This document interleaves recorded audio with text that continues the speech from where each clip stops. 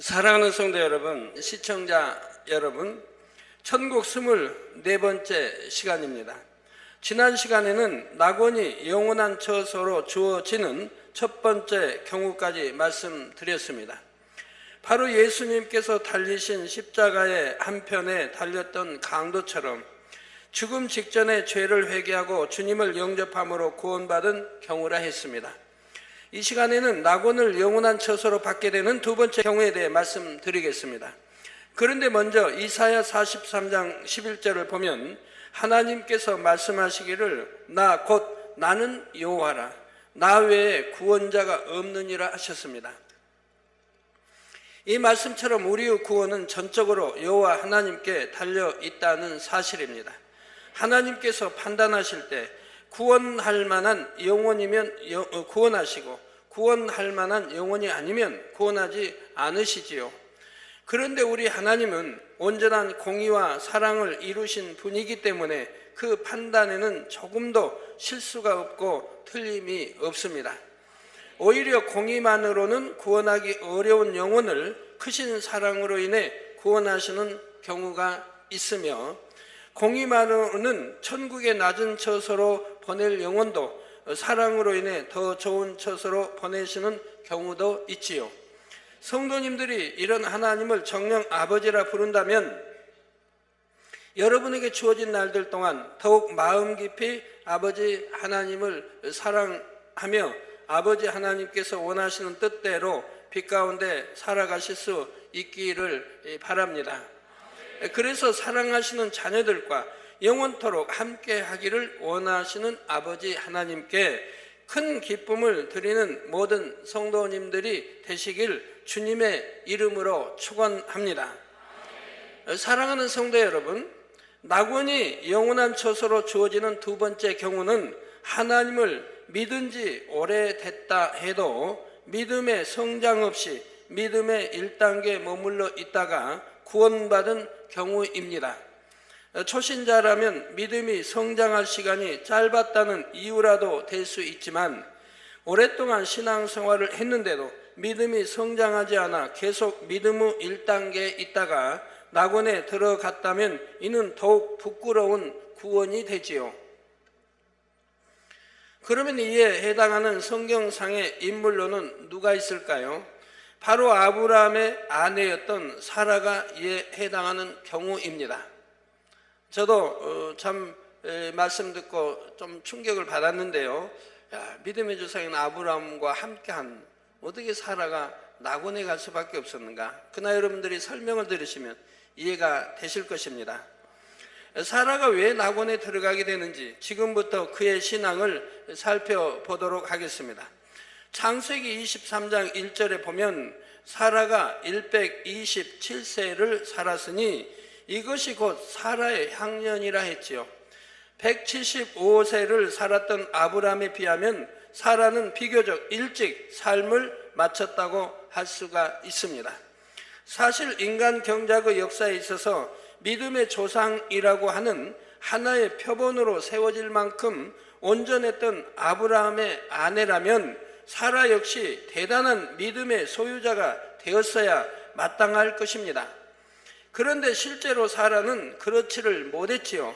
사라는 자신의 육신의 생각을 버리지 못했고 마음에서 악의 모양을 벗어내지 못했습니다. 여러분 성경 보시면 아브라함은 한 번도 악을 행한 적이 없습니다. 처음부터 끝까지 선 자체로만 나오죠. 사라의 믿음은 영적인 믿음이라기보다는 아브라함 곁에서 늘 보고 들었기 때문에 단지 지식적으로 아는 육적인 믿음에 가까웠지요. 그러니 육적으로 아브라함과 늘 함께 있었지만 영으로는 아브라함과 너무나 큰 차이가 났습니다. 사라가 이렇다 해도 아브라함은 사라를 사랑하여 사라가 어떻게든 좋은 천국에 함께 들어갈 수 있기를 간절히 바랬습니다. 그런데 결과는 그렇지를 못했지요. 창세기 23장 2절을 보면 사라가 가나안 땅 헤브론 곧 기럇 아르바에서 죽음에 아브라함이 들어가서 사라를 위하여 슬퍼하며 애통하다가 했습니다. 아브라함은 이 땅에 살면서 하나님과의 밝히 교통함으로 인해 내세에 대해서도 잘 알고 있었지요. 천국이 어떤 것이고 지옥은 어떤 곳이며 사람이 죽은 후에는 어떻게 되는지도 알았으며 자신의 아내 사라가 천국의 어떤 처소에 들어갈 것도 알았습니다. 그렇기 때문에 아브라함은 사라가 죽었을 때 슬퍼하며 애통할 수밖에 없었지요. 만약에 제가 이제 기도원 원장과 헤어진다고 생각해 봐요. 기도원 원장이 먼저 천국에 갔다고 생각해 봐요. 그러면 제가 애통하고 슬퍼하겠습니까? 오히려 기뻐하고 즐거워하죠. 참 힘든 이 세상 빨리 하지 가고 먼저 천국에 가서 또 저를 기다리고 저희들 위해서 기도할 테니 또 천국 가면 영원히 만나 함께 세우사하며 할 테니 어찌 애통하고 슬퍼하겠습니까? 기뻐하고 즐거워하지요. 자, 아브라함에게 있어서 사라는 다른 누구보다도 이 땅에서 오랜 세월을 함께하며 여러 가지 연단을 함께 받았던 동반자였습니다. 또한 육적으로는 사랑하는 아내요 약속의 시인 이삭의 어머니였기에 장차 천국에서도 영원한 영광 중에 함께 거하기를 간절히 바랬던 것입니다. 그런데 결과적으로 그럴 수 없게 되었으니 아브라함은 슬퍼하며 애통할 수밖에 없었지요. 그렇다면 왜 사라의 믿음으로는 낙원밖에 가지 못한다고 하는 것일까요? 여러분들이 이 말씀을 들으시면서 자기를 분별해 보시기 바라요. 나도 혹시 사라와 같은 신앙생활을 하고 있지는 않은가? 그런 악을 아직도 버리지 못하고 가지고 있지는 않은가? 분별해서 결단코 사라 같은 신앙생활을 해서는 아니 될 것입니다. 그 답을 얻기 위해 사라의 생전의 모습을 다시 한번 살펴보겠습니다. 하나님께서 친히 이 땅에 오셔서 약속의 시인 이삭에 대한 언약을 주셨을 때 사라는 그 말을 듣고 믿지 못하여 그만 웃고 말았던 장면이 창세기 18장에 나오지요. 그리고 하나님께 또 거짓말까지 해요. 너 웃었다고 그래도 안 웃었다고 거짓말까지 한단 말이에요. 아브라함을 통해 많은 하나님의 역사를 보았고 신실하신 하나님을 체험했음에도 마음에서 온전히 믿지를 못했던 것입니다. 하나님의 말씀에 아멘하지 못하고 늘 자신의 육신의 생각을 동원하며 또한 자기 생각과 맞지 않으면 불순종할 수 있는 신앙이었지요. 그렇기 때문에 아브라함은 이삭을 번제로 드리러 갈 때도 사라에게 말을 해줄 수가 없었습니다. 아무리 이것이 하나님의 뜻이다 말해 주어도 반대할 것이 분명했기 때문입니다. 만약에 사라에게 이삭을 지금 번제로 살과 이렇게 이제 뼈와 갈라 번제로 제사 드리러 간다고 한번 해보세요. 하나님이 그렇게 명하셔서 간다고 해보세요. 그러면 사라가 어떻게 나오겠습니까?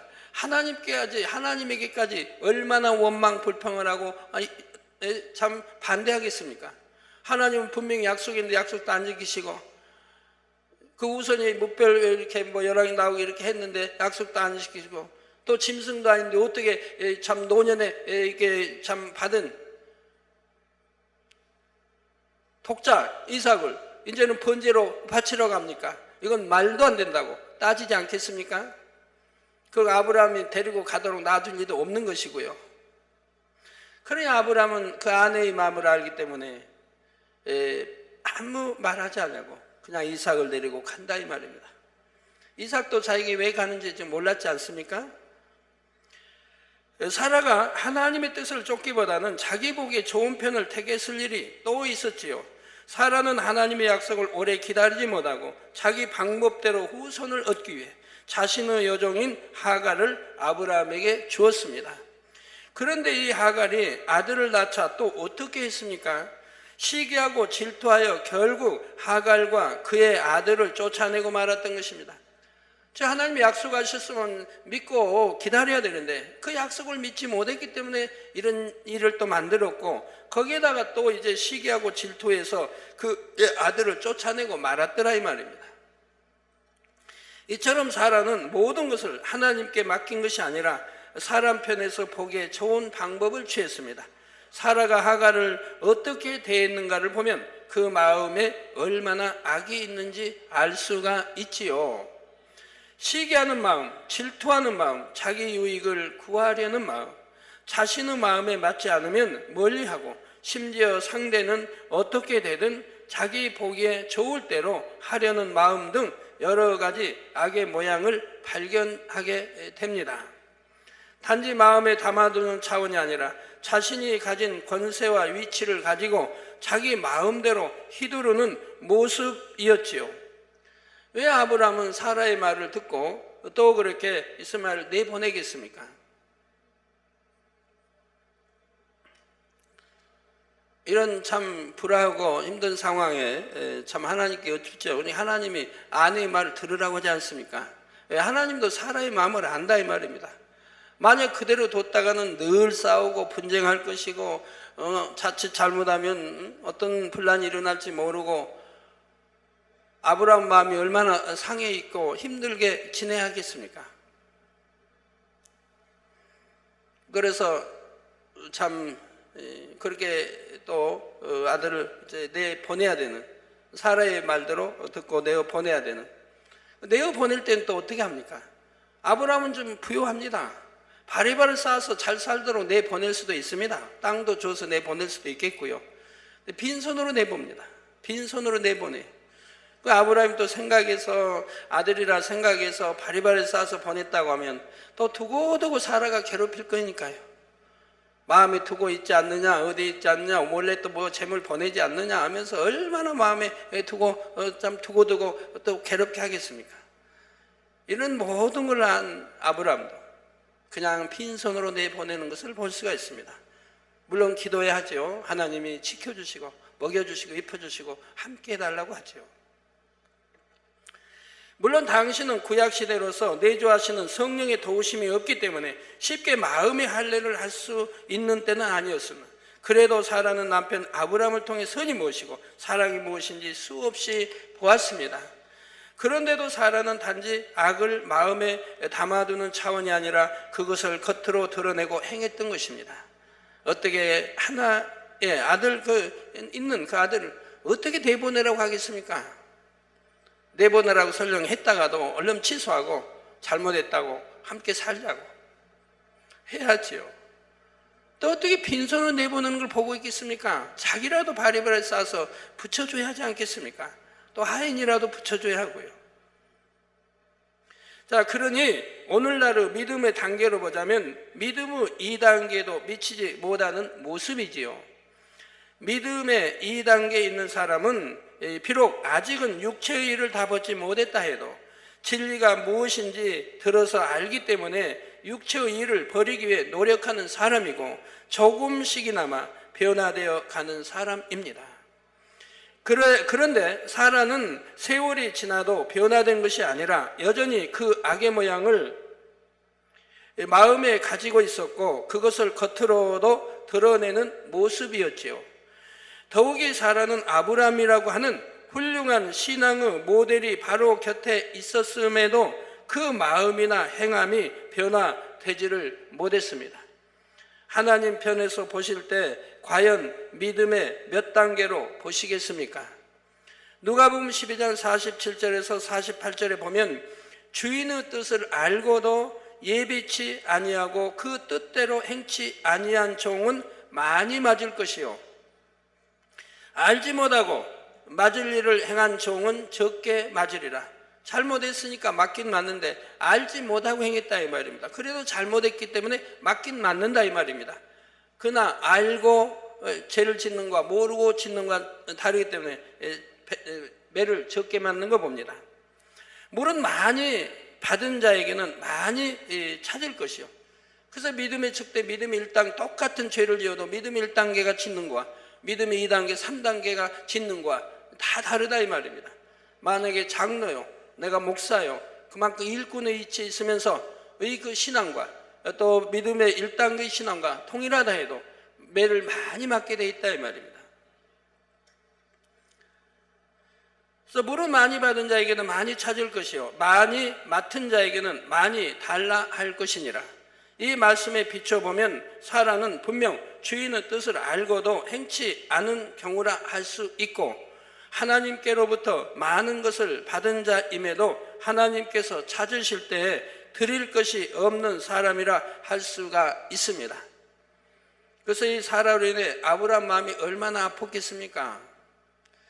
그런데 참 그 아브라함의 또 손자도 그러더라고요. 야곱에도 보면 야곱에도 그 아내들이 얼마나 시기 질투하고 싸웁니까? 비록 당시가 구약시대라고는 하지만 사라는 상대적으로 너무 좋은 조건 속에서도 여전히 육체에 거하며 마음도 행함도 변화되지 않았던 것이지요. 그러니 이러한 사라는 낙원 이상의 좋은 천국은 바라볼 수 없는 것입니다. 성도 여러분, 믿음의 조상 아브라함의 아내 사라가 겨우 구원받아 낙원에 갔다는 것은 사실 너무나 충격적인 일입니다. 하지만 성경을 상고해 보니 사라는 낙원에 갈 수밖에 없음을 알 수가 있지요. 심판은 하나님의 말씀 그대로 이루어집니다. 이 땅에서 아브라함의 아내였다고 해서 더 봐주는 것도 없고 오히려 아브라함의 아내였음에도 그 정도밖에 되지 못한 것이 부끄러운 것이지요. 내세에 대해 너무나 잘 아는 아브라함은 평소에 사라에게 많은 교훈도 주었을 것이고 하나님의 뜻에 대해 알려주었고 또 얼마나 타일렀겠습니까? 그러나 결국 사라가 스스로 그것을 받지 못하고 흘려버렸기 때문에 죽은 후에까지도 아브라함의 마음을 심히 아프고 애통하게 만들었다는 사실입니다. 사랑하는 성도 여러분, 지금부터는 이미 소천하신 본 교회 성도들 중에서 꽤 오랜 시간 신앙생활을 했어도 믿음의 1단계 머물러 있다가 소천하여 낙원을 영원한 처소로 받은 경우를 말씀드리겠습니다. 먼저 성도님들께 한 가지 당부드리는 것은 그가 누구일까를 궁구하기보다는 그가 낙원에 갈 수밖에 없는 이유를 밝히 깨달아야 한다는 사실입니다. 그리고 깨달은 바를 거울로 삼아서 자신에게 비춰 보아야 하지요. 여러분이 거울로 자신을 볼 때 화장이나 옷차림에 고칠 것이 있으면 고치고 고칠 것이 없으면 그냥 확인만 하면 되듯이 하나님의 말씀을 들을 때도 마찬가지입니다. 말씀의 거울에 자신을 비춰 고칠 것이 있으면 고치고 없으면 통과하면 되지요. 그런데 만일 어떤 사람이 거울에 자신을 비춰 고칠 것을 발견했는데도 바로 고치지 않고 있다가 그냥 잊어버린다면 이는 참으로 어리석다 할 수가 있습니다. 성도님들은 이런 어리석은 사람이 되지 마시고 말씀의 거울이 비춰질 때 자신을 발견한 것을 즉시로 고쳐나가는 지혜로운 분들이 되시기를 바랍니다. 가장 먼저 소개해 드릴 성도님은 우상을 섬기며 하나님을 믿지 않는 가정에서 태어나 뒤늦게 신앙생활을 시작했습니다. 이분은 군대에서 중령 계급까지 오른 분으로 세상에서 인생의 뚜렷한 목표가 있었고 성실하게 그 목표를 향해 살아갔지요. 예를 들어 군대에서는 부하들에게 위험 있으면서도 덕망 있는 상관으로서 인정받기 원했고 아름다운 가정을 이루어 자녀들에게 자신이 이루어온 삶의 열매들을 남겨주길 원했습니다. 그런데 이런 인생의 목표와는 달리 삶 속에 여러 가지 얽히고 설킨 문제들이 드러났고 그로 인해 심히 좌절하고 번민하며 고통을 받았지요.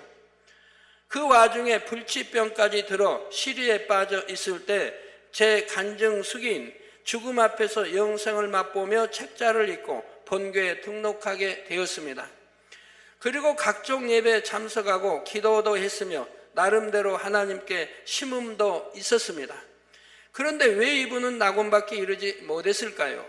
이분은 어차피 죽을 병에 걸린 상황에서 의지할 가족이나 친척도 없는 상태에서, 물론 아내가 있었습니다. 그 아내는 미국에 있었고요. 남편이 그렇게 아파 있어도 오지 않았습니다. 그냥 얼마나 가정에도 하나 되지 못하고 화평하지 못했던 것도 볼 수가 있죠.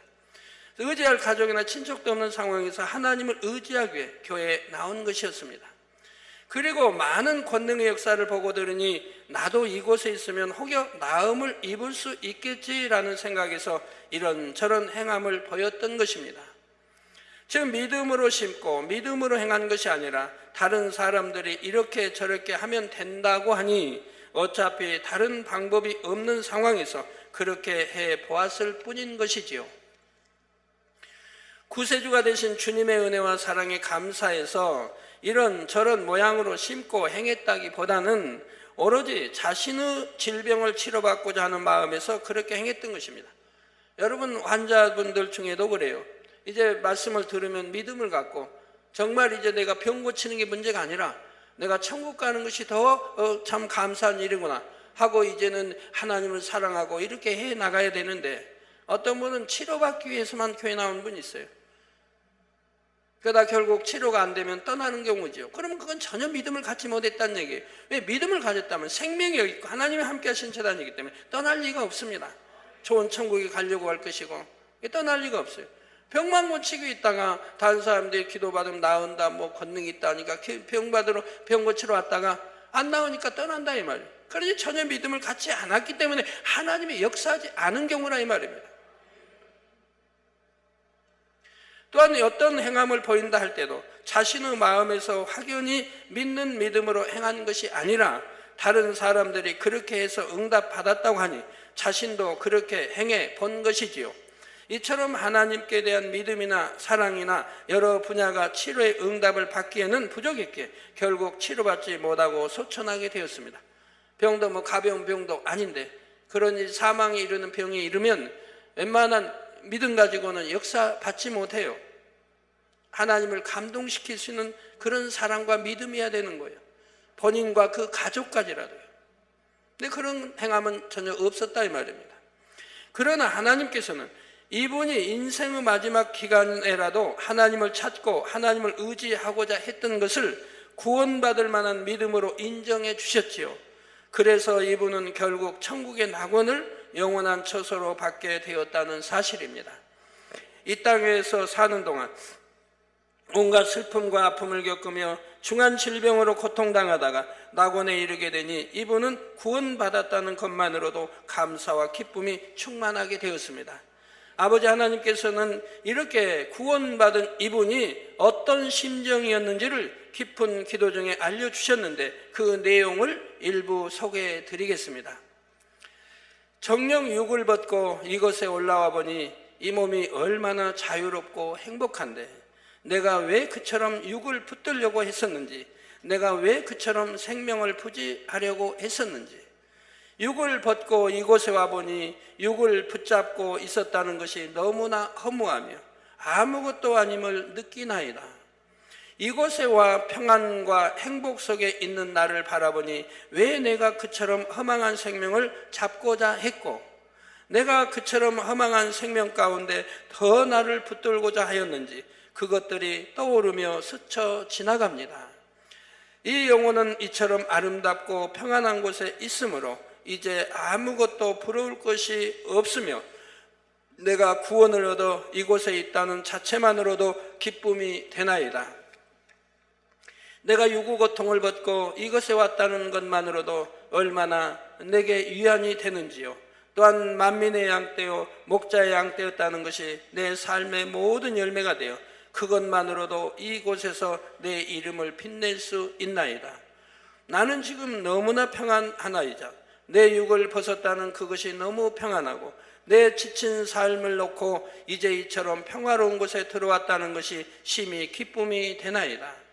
내가 육을 버리는 것이 이렇게 좋고 행복한 것인지를 몰랐으되 육을 벗고 이곳에 오니 얼마나 평안하고 또한 영생을 얻었으니 얼마나 기쁜지요. 질병으로 인해 내가 보지 못하고 걷지 못하며 내가 원하는 것을 하지 못했던 것이 그때 당시에는 내게 장애가 되었으되 그러나 이제 영생을 얻어 이곳에 와보니 정녕 내 영혼이 복된 곳에 있고 심히 좋은 곳에 있다는 것을 느낌으로 인해 오직 기쁘고 감사하나이다.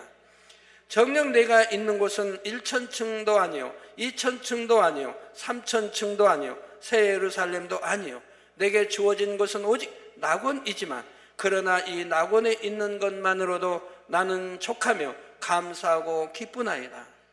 나는 아버지 앞에 아무것도 드린 것이 없고 아무것도 행한 것이 없고 이룬 것도 없으되 아버지께서는 나를 사랑하셔서 이곳에 이르게 하셨사오니 감사할 따름이니이다. 육에 있을 때는 보이지 않았던 눈이 지금은 보이고 움직이지 못했던 몸도 지금은 자유롭게 움직이며 질병으로 인해 비참했던 육의 모습은 사라지고 이처럼 아름다운 영체로 변화됐으니 얼마나 기쁜지요. 나는 천국을 바라본 것이 아니라 오로지 치료받기 위해 매달렸었나이다. 그런데 이처럼 기쁘고 평안하고 내 모든 고민과 슬픔과 좌절을 다 놓고 내 영혼에 힘을 줄 수 있는 아름다운 안식처가 내게 주어졌으니 이것이 너무나 기쁨이 되나이다. 이것으로 내 영혼은 만족하옵고 이것으로 내 영혼은 찬양하오며 이것으로 내 영혼은 기쁘오며 이것으로 내 영혼은 참으로 감사합니다. 육의 모든 구차한 삶을 놓고 이곳에 와 이처럼 평안한 삶을 누리게 되었으므로 인해 기쁘고 감사하나이다. 결론을 말씀드립니다. 사랑하는 성도 여러분, 또 천국 혹은 낙원이라고 해도 실감이 가지 않는 분들은 좀 실감을 느껴보도록 한번 해보세요. 안 느껴진다고요? 자, 이 세상은 얼마나 많은 염려, 근심, 걱정거리가 있습니까? 그런데 낙원에 갔어요. 이런 염려, 근심, 걱정거리가 하나도 없어요. 이것만도 행복하지 않습니까? 자, 예를 들어서 우리 여러분 자녀 중에 부모가 야, 너 어찌하든 공부 잘해야 된다. 그래서 너 과외도 해야 되고 공부 이렇게 잘하는데 너 대학교 가면 마음껏 자유 줄 테니까 부모가 원하는 꼭 서울대학에 들어가야 된다 라고 그냥 중학교 때부터 고등학교 때 계속 들으면서 성장한 거예요. 항상 불안한 거예요. 만약에 서울대학에 붙지 못하면 어찌할까? 부모님의 실망은 얼마나 클까? 그 마음 졸이며 6년 세월을 보냈어요. 시험날이 다가올수록 불안하죠. 또 시험날은 얼마나 불안하겠습니까? 그런데 딱 시험을 쳤는데 합격했을까요? 떨어졌을까요? 제가 말한 의도를 이해하시면 합격을 했다 이 말입니다. 그러면 이 학생은 어떤 마음이 되겠습니까? 너무 기쁘다 이 말입니다. 수많은 고민거리가 있는데 그 중에 이 한 가지만 해결됐어도 이렇게 기쁘고 행복하다 이 말이에요.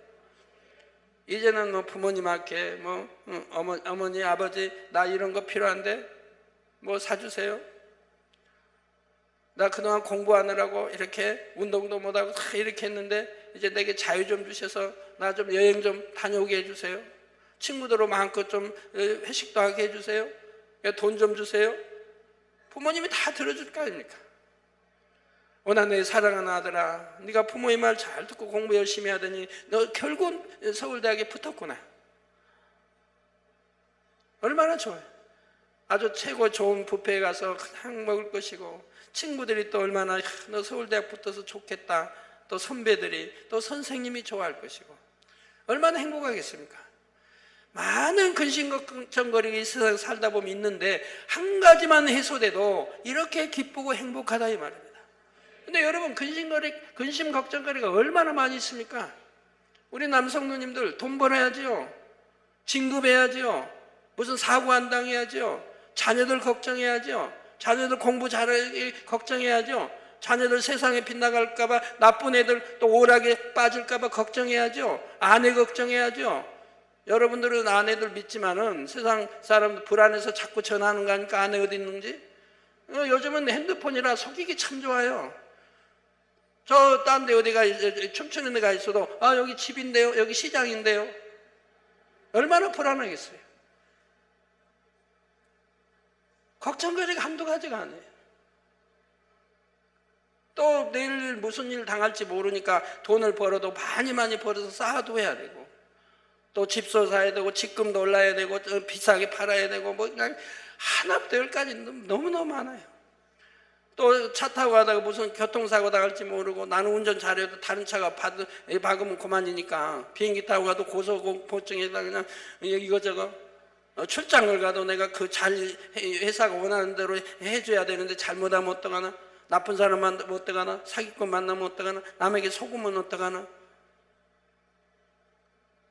나 병들면 어떡하지? 내가 만약 병들면 내 자녀들, 내가 누가 자녀 먹여 살고 어떻게 해야지? 너무너무 걱정이 여기 이런 걱정이 있으니까 보험도 들고 생명보험 무슨 암보험 뭐 화재보험 다 드는 거겠고요. 걱정이 많으니까. 그 외에도 얼마나 많아요. 어디 놀러 가려는데 비 올까 봐 걱정, 아들 걱정까지 다 하는 거야. 그런데 낙원에 있어도 이런 그 무수한 걱정, 내가 태어나서 죽을 때까지 있는 그 무수한 걱정들을 다 안 해도 된다. 사망 걱정 안 해도 돼. 먹을 걱정 안 해도 돼. 먹기 즐겨하는 사람은 얼마든지 먹을 수 있으니까 다이어트 걱정 안 해도 돼. 잠 좋아하는 사람, 그냥 실컷 자야겠다는 사람, 잠 마음껏 자도 누가 뭐라고 안 해. 그런데 거기 그 아름다운 곳에서 잠 자겠어요? 잠이 오겠어요? 조금 수면 하면 그만이지. 이 시간은 낙원에 들어간 두 경우를 말씀드렸는데, 비록 낙원이라 할지라도 천국이라는 공간 안에서 느껴지는 평안과 행복은 이 유구 공간에서의 그것과 비교할 수가 없습니다. 그런데 여러분이 이 땅에서도 마음 안에 육을 버리고 영의 마음이 되는 만큼 천국의 행복과 평안을 느낄 수가 있지요. 다른 무엇이 여러분을 힘들게 하는 것이 아니라 여러분 자신의 마음 안에 있는 육의 속성이 여러분을 힘들게 하고 슬프게 하며 때론 고통스럽게 한다는 것을 알아야 합니다. 신문의 간증에 보면 그런 말이 나오죠. 다 내 마음 먹기라는 거예요. 내 마음 먹기. 내가 마음 먹기에 따라서 행불행을 가질 수 있다 이 말입니다. 남편이 외도하고 아니면 남편이 그냥 고스톱만 하고 밤에 잘 외박 들어오지도 않고 그냥 결혼해서부터 참 얼마 안 있다 이러니 아내 마음이 좀 부글부글 하겠습니까? 얼마나 의심도가 있게 여러 가지가 문제죠. 어떠냐 고스톱에 빠져 있는 사람들, 그런 논에 빠져 있는 사람들 참 아내 힘들죠. 그러니까 그냥 늘 싸우고 다투고 하니까 점점 남편 아내가 싫어질 것이고, 또 그러다가 또 자식 낳았죠. 자식 낳았는데 또 자식이 온전하겠습니까? 믿음 안에 엄마 아빠가 살지 못하고 맨 싸우고 다투고 그냥 하니 또 자녀대로 또 병 들어가지고 온몸에 그냥 병이 들어가지고 볼 수가 없어요. 부모가 보면. 그래도 가끔 이제 등록 결혼한 다음에 밖에 한 다음에 타교에 다닌 다음에 결혼하고 이제 우리 교회 와서 등록을 했는데 지교에 그래도 믿음으로 와서 기도 받는다고 해보지만 낫지는 않는다 이 말입니다. 왜? 두 사람이 화해한 것도 아니고 두 사람이 악을 버린 것도 아니니까 늘 가면 싸우고 다투고. 나는 처음부터 그분을 만났던 것이 두 분이 화평해야 된다. 성결되고 두 분이 다투지 말고 싸우지 말고 화평해야 된다. 전 처음부터 일러주세요 그분. 그럼 다음에 몇 달 있다 오죠? 또 오면 또 내가 지적을 해요. 왜? 아이가 기도받는데 안 나왔거든요. 그럼 분명히 지금도 싸우고 있는 거거든요. 보나마나 뭐. 제 마음에는 그분들이 화평하지 못하고 진리 안에 살지 못하고 늘 싸우고 그것 때문에 병이 왔다는 걸 알고 있으니까 처음부터 이렇게 말했고, 다음에 또 안 낫고 오면 여전히 싸우고 있는 거죠. 그러니까 이제 제 말을 듣고 이분들이 얼마나 말씀대로 살아가려고 하지만 아니 되더라 이 말입니다. 남편만 보면 화가 나고 그냥 말하고 싶고 말하면 또 남편대로 또 짜증내고 서로 이러다 보니. 그렇지만 또 만민재단이 좋은 게 그거예요. 그래도 또 진리가 또 가르치니까 또 들으니까 또 가르치니까 마음에 또 기도하려고 하니까 또 변화되려고 하니까 늘 노력하니까. 그러다 보니 이제는 남편을 미워했던 것 마음이 바뀌어 사랑하는 마음으로 바꿔가고, 남편 잘 섬기지 못했던 거 이제 남편 탓이 아니라 내 탓이다. 그러고 이제 남편을 잘 섬기는 마음으로 바꿔가고. 그러니까 남편도 역시 마음이 변한다 이 말. 아내가 변하니까 남편도 변한다. 그래서 이제는 좋은 남편이 돼도 두 사람이 이제 데이트까지 할 수 있는 이런 단계가 됐다 이 말. 그리고 이제 아들도 치료받아서 지금은 이제 깨끗해지고요. 예. 그 남편도 이제 변화되니까 이제 교회 와서 뭐 부장도 맡고 재정부장도 맡고 사명도 맡아 하고요. 이제 행복한 가정이 되었다는 간증이지요. 자기 마음 먹기. 여러분도 마음 먹기 아닙니까? 마음 먹기. 내가 하나님 사랑해야겠다. 사랑하니까 계명 지켜야 되겠다. 이제는 말씀대로 살아야 되겠다. 내가 낙원이 무슨 문제냐? 내가 낙원 갈 사람이냐? 내가 세우삼 가지. 마음 먹고 행하면 아니 될 게 뭐가 있겠습니까? 그래서 여러분 자신의 마음 안에 있는 육의 속성이 여러분을 힘들게 하고 슬프게 하며 때론 고통스럽게 한다는 것을 알아야 합니다.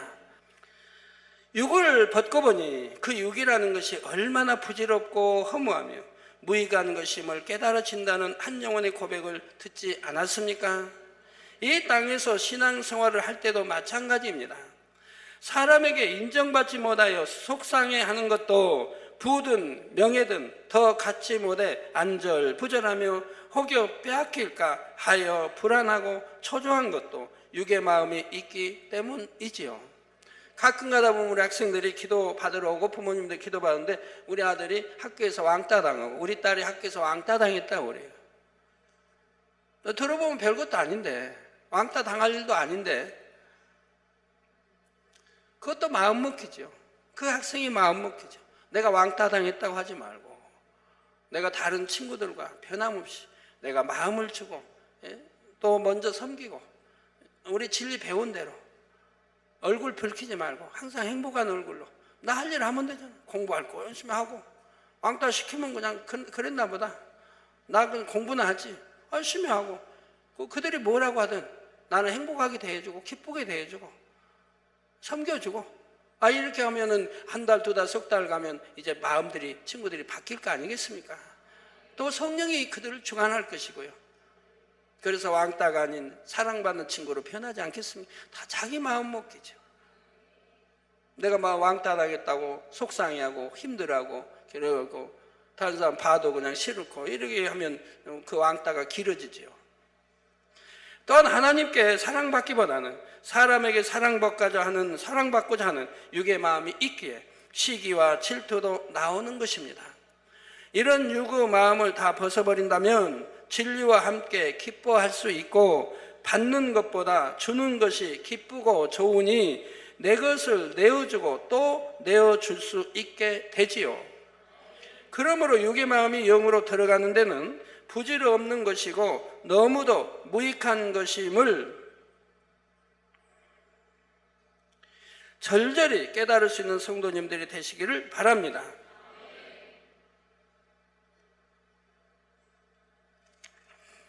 육의 마음으로 들어가는데 걸림돌이 되는 것들은 무조건 가차없이 잘라버려요. 또한 무엇보다도 육의 마음은 여러분이 더 좋은 천국에 가지 못하도록 자꾸만 밑으로 끌어내리는 역할을 하지요. 여러분은 오늘 말씀드린 그분처럼 천국에 이르러서야 육의 무익함을 깨닫지 마시고 이제 들었으니 미련 없이 육의 마음을 벗어버리시기를 바랍니다. 또 영으로 들어가면 천국이 된다 이 말이에요. 마음 천국. 이 땅에서는 염려 근심 걱정할 일이 수도 없이 많은데 내가 영으로 들어가 보면 염려 근심 걱정할 게 없어진다 이 말입니다. 육으로는 없어져요. 영으로 하나님 나라를 위해서 염려 근심 걱정하고 애통하는 거지 육으로는 염려 근심 걱정할 게 하나도 없어져 버린다 이 말이에요. 그러니까 우리 주님도 말씀했죠. 내일 일 염려하지 말고 근심 걱정하지 말라고. 오늘 염려 근심을 족하다고 하시잖아요. 할 필요가 없다 이 말입니다. 왜? 나와 함께 하셔. 내 아버지 전능하신 하나님이 책임져 주실 거니까요. 그래서 영으로 들어가면 염려 근심 걱정이 되질 않죠. 제가 예를 들어 아플 거 걱정하겠습니까? 아이고 언제 병이 오면 어떡하나 걱정하겠어요? 온다 한들 또 걱정하겠습니까? 왔다 한들 걱정하겠습니까? 나하고는 상관이 없는 건데 재앙 만날 거 걱정하겠습니까? 차 타고 가다가 다른 차가 들이받을까 걱정하겠습니까? 이런 거 여러분 저런 거 다 하시는데 미련 없이 육의 마음 다 벗어버리면 얼마나 좋겠습니까? 다음 시간에는 낙원을 영원한 처소로 받은 또 다른 경우에 대해 계속하여 말씀드리겠습니다. 한때는 뜨겁게 직분을 받아 충성했던 일꾼이었습니다. 낙원에 갈 수밖에 없는 경우들이 설명되지요. 아버지 하나님께서 이처럼 자세히 각각의 사례를 알려주시는 이유는 그 사랑 가운데 어떻게 하든 더 많은 분들을 더 좋은 천국으로 새 예루살렘으로 이끄시기 위함입니다. 이러한 아버지 하나님의 사랑을 여러분의 마음에서 한시도 잊지 마시고 먹든지 마시든지 무엇을 하든지 오직 하나님의 영광을 위해 하시는 모든 성도님들이 되시길 주님의 이름으로 축원합니다.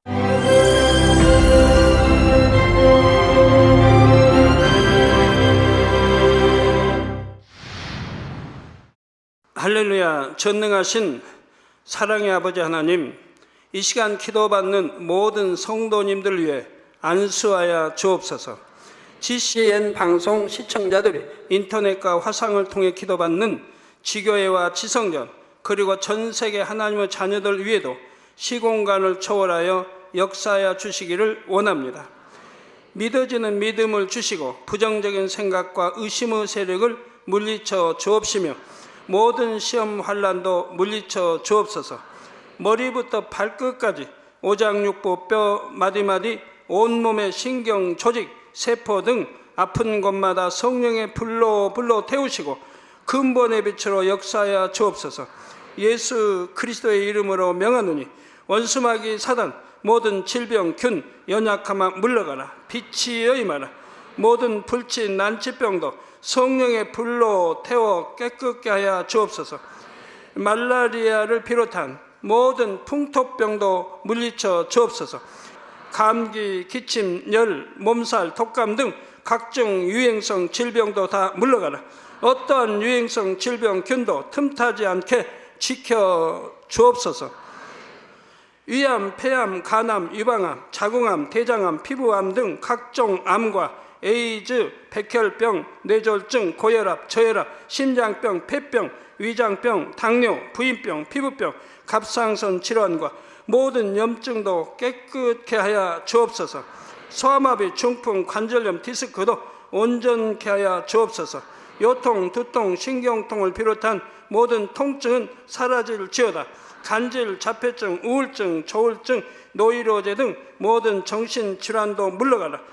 모든 마비된 것도 풀어지고 일어나 걷고 뛸지어다. 눈도 잘 보이게 하옵시고 귀도 잘 들리게 하여 주옵소서. 소경은 눈을 뜨고 기머거리는 들으며 벙어리는 말할지어다. 각종 사고 후유증도 깨끗게 하시고 부러진 뼈도 붙여 주옵소서. 화상 입은 것도 온전케 하옵시고 화기암 물러가라. 열도 물러가라. 아버지 흉터 나지 않게 역사해 주시기 원합니다. 마약을 비롯하여 각종 약물과 독극물 중독도 깨끗함을 입을지어다. 죽은 신경과 세포가 살아나며 죽은 자도 살아나게 하여 주옵소서. 잉태의 축복도 주시기를 원합니다. 잉태의 축복을 받으라. 예수 그리스도의 이름으로 명하노니 원수마귀 사단아 하늘 공중 곳에 잡은 악의 영들아 물러가라. 그의 사자들도 물러갈지니라. 이 땅의 악한 영, 더러운 영, 거짓되고 간사한 영, 의간질하고 미혹하는 모든 어둠들은 물러가라. 모든 흉악의 결박을 풀고 어둠아 물러가라. 빛이 임하라. 아버지 하나님, 부르짖어 기도할 수 있는 능력을 주시고 죄를 버리고 성결될 수 있는 능력을 주옵소서. 영원히 잘됨같이 범사에 잘되게 하시고 가정의 복음화도 이루어 주시기를 원합니다. 한 주간도 모든 사고와 재앙으로부터 지켜주시고 불통이 없는 형통한 삶을 살 수 있도록 축복해 주옵소서. 성령의 불담으로 천군 천사와 주님의 불꽃 같은 눈동자로 모든 하나님의 자녀들과 가정, 일도, 사업들을 지켜주시기를 원합니다. 학생들에게 지혜와 명철을 더하시고 공부할 수 있는 뜨거운 마음과 열정도 더하여 주옵소서. 마음과 생각을 세상에 빼앗기지 않도록 지키시고 하나님을 뜨겁게 사랑하는 학생들로 축복하여 주옵소서. 하나님의 자녀들이 먹으나 마시나 입으나 무엇을 하든지 하나님 앞에 영광 돌리는 삶이 되게 축복하여 주시기를 원합니다. 나는 하나님을 만났노라, 체험했노라, 응답 받았노라, 축복 받았노라 간증하는 입술이 되게 역사하여 주옵소서. 아버지 하나님 감사합니다. 홀로 영광 받으옵소서.